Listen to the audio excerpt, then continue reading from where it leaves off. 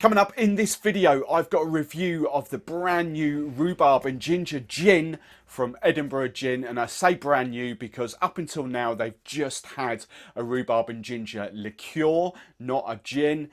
This July 2019 is the launch of their brand new Rhubarb and Ginger Gin. So if you want to know all about it, stay tuned.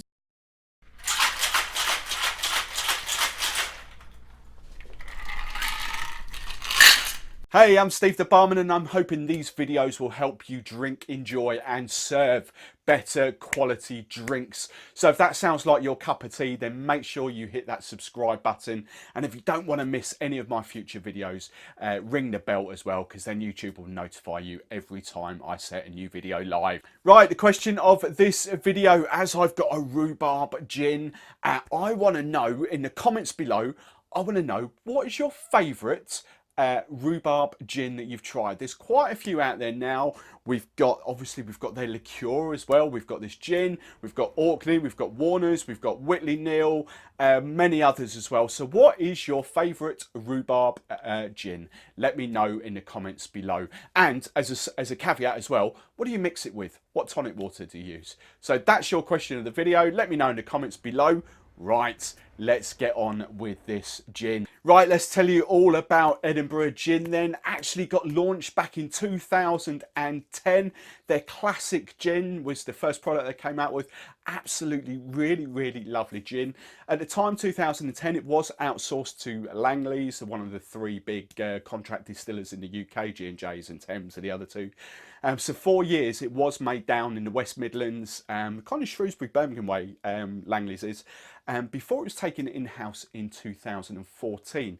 Now, Edinburgh Gin are sort of famous in our world because they kind of not misled the general public, but they were one of the first ones, first gin brands to come out there with all these flavoured gins at the time. And I say gins in quotation marks because I'm not sure whether it's right or wrong or industry gossip. I can't quite remember, but I think they got in a little bit of trouble for misleading people with the labels of their liqueurs, effectively. Now they did, if you know them, they'll be in most supermarkets. They had a rhubarb and ginger liqueur, they had a raspberry liqueur, an elderflower liqueur. Now to put this into context for you, those products are no different, especially the raspberry, to go like for like, are no different to something like this, Bowls, De Kuyper, Murray Brizzard, any of the liqueurs that we bartenders and you guys have been around for donkey's years.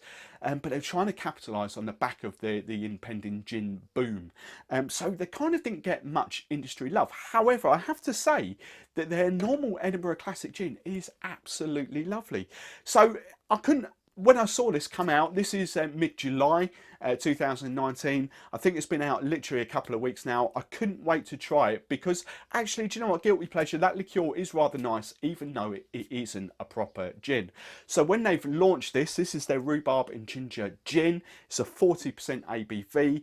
I couldn't wait to try it because I do really love rhubarb gins. How this is made, they use their classic gin, which has got 14 botanicals. I say it's all made back up in Edinburgh now. 2014 went in house, and 14 botanicals. It's a 43% ABV gin. I'm going to run you through the botanicals. I've got 13 of them. I couldn't find the last one. So we've got juniper, coriander, angelica, orris, milk thistle, lavender, heather, pine, mulberries, cob nuts, which are hazelnuts as well. And then we've got orange peel, lime peel and lemongrass. As I say, I can't find the 14th, but they are 13 essential botanicals to go into making that classic gin. And then how this is made, they use basically flavour compounds like most gins do to get their flavours. So they've got a ginger flavour, they've got a rhubarb flavour, and then that's kind of brought down to 40% ABV. Now, up until now, I have my favourite out-and-out rhubarb gin has been Warner's, or Warner Edwards, as you guys will probably know. They have rebranded to Warner's now. I've been using that gin for so many years. It is really lovely. However, it is quite expensive. To be fair, if you're using it for like I do for cocktails and things like that, it is quite an expensive gin. Sometimes in the regions of sort of nearly £35. If you go to farm shops, it's up at £40 for a gin. However, I like and I love the ethos everything that Warner stands for. The botanical gardens, they've got beehives, everything on their farm to distill. So that's why I love it. In recent months, I've also found Orkney's Rhubarb Gin, which is absolutely lovely. But I'm going to do a quick like-for-like comparison on with this one, because this is Whitley Neal's Rhubarb and Ginger Gin. These are both ginger, okay? This is not an out-and-out rhubarb gin.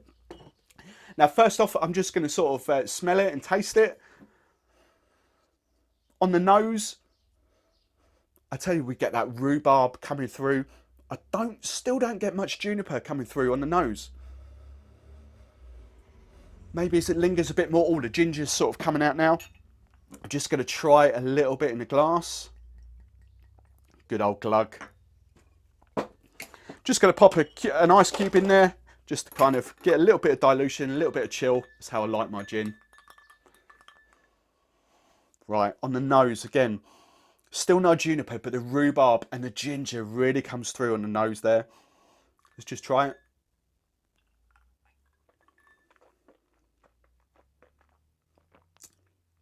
Wow.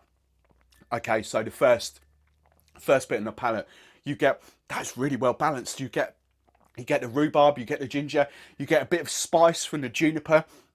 That is quite a juniper. I wouldn't say forward led gin, but there is certainly juniper there.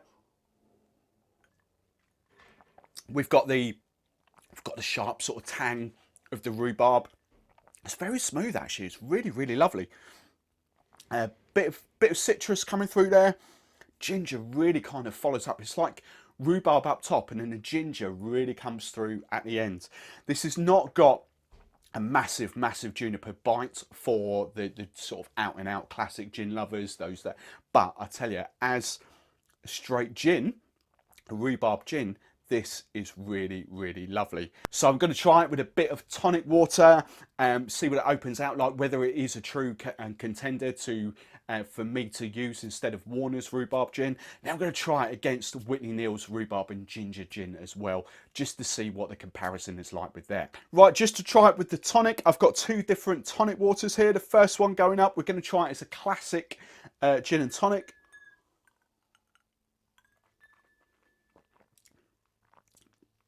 Oh, that was really lovely. I tell you, the normal Schweppes 1783 really uplifts the rhubarb coming through there. Ginger possibly dampened down a little bit, but the rhubarb is really there. It's really nice. Quite happily drink that as a classic gin and tonic. And then, as with most rhubarb gins, they always recommend the Mediterranean. I've gone Fever Tree's full fat Mediterranean. Other sort of floral gins, tonics we've got Merchant's Heart Floral, which is lovely. Franklin's and Sons Mallorcan, they are so nice when they sort of like for like Mediterraneans. I'm using this because I've still got a full fat version. If I was going semi-skimmed, if I only had semi-skimmed Fever Tree, then I would go Merchant's Heart Floral. So let's see what this tastes like.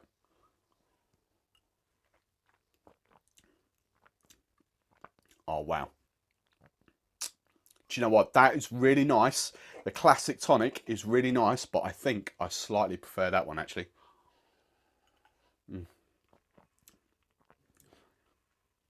That is beautiful. Actually, with that, I do now get the ginger. The ginger is really coming through in the aftertaste now. Beautiful. Right. What I'm going to do now, I'm probably going to use Mediterranean, go head to head on Mediterranean.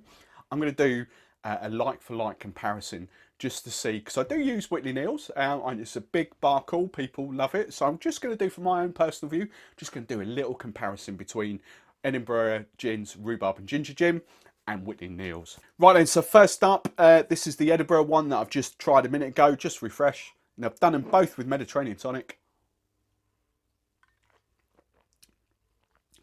It's really, it's kind of the rhubarb, it's not out there in your face, it's kind of a very subtle taste, really, really lovely.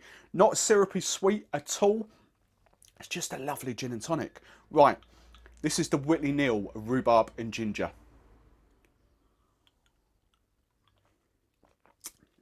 Well, straight away on the nose, the rhubarb comes up.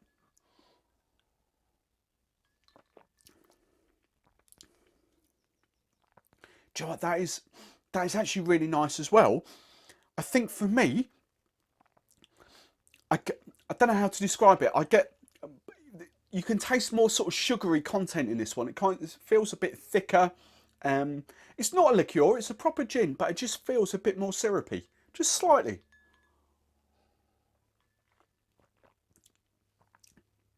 No ginger really coming through on that one at all. Oh no, go back to. I'm sorry, Whitley Neal. I'm a big fan of your products. A lot of my customers are a big fan of your products, but I'm going that. That is absolutely a great find. As I say, I love what Warner stands for in their Rhubarb Gin, but price point wise, I've just picked up this from my wholesaler. Just over £18 a bottle, or like plus VAT, so well, £22 a bottle. You know, for well, sometimes that's on offer for 21, but most of the time it's 26. Warner's is coming in at 32, you know, £35 a bottle. For me, going forward, I really love that. So that is Edinburgh's Rhubarb and Ginger Gin, not their liqueur. I'll stick links in the show notes where you can pick that up from. Master of Malt. At the moment, I'm not sure whether they're going supermarkets with this yet. As I say, it's really new. Honestly, it is absolutely lovely. Really love that. Cheers, Edinburgh Gin. It's a cracker.